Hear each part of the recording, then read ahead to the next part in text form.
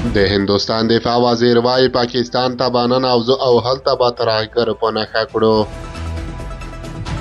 سلام ستړي مشئ، پام وکړئ د یاران ټي وي یوټیوب چینل څخه تازه او مهم خبر ته.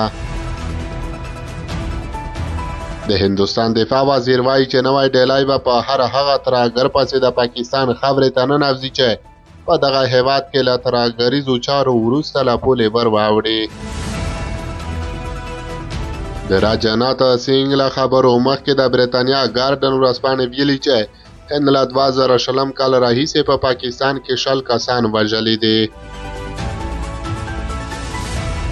دغه ورځپاڼې په خپل راپور کې ویلي چې نوی ډیلي دا کسان په بهر کې د دغه هیواد ضد ترهګرو د له منځه وړلو د پلان له مخې په نښه کړي دي.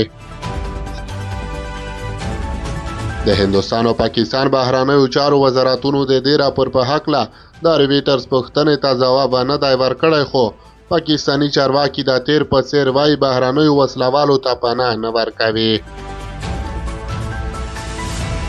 هندوستان چې د پاکستان حکومت د دوی ضد وسلوالو ته د پټنځایونو په ورکولو تورنوي، دفاع وزیر یې د ګارډین د راپور په هکله له CNN سره په خبرو کې ویلي چې که دوی پاکستان ته وتښتي موږ باید د وژلو لپاره پاکستان ته ننوځو.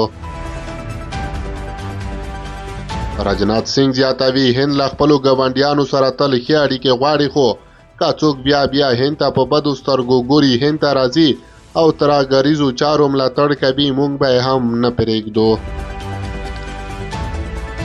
د هندوستان او پاکستان اړیکې پر 2019 کال کې وروسته له هغې خرابې شوې چې په کشمیر کې پر هندي پوځیانو ځانمرګی برید وشو او نوی ډیلي په مقابل کې په پاکستان کې د وسلوالو مرکزونه په نښه کړل. پاکستان د روان کال په لومړیو کې وویل چې د نوی ډیلي سره تړاو لرونکي جاسوسان په دغه هیواد کې د 2 پاکستاني وګړو په وژلو کې لاس لري، خو هند دا تور پروپاګنډه وبلله.